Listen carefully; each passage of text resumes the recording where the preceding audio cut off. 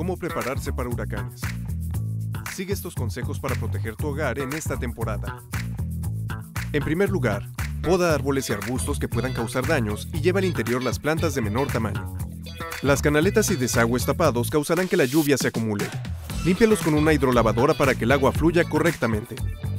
Revisa el techo de tu casa y realiza las reparaciones necesarias en grietas con un resanador de rápido secado para evitar filtraciones. Instala un contraventanas usando madera triplay y pijas para prevenir golpes de viento. Verifica que tu generador tenga suficiente combustible y ten a la mano una reserva en caso de cortes de energía prolongados.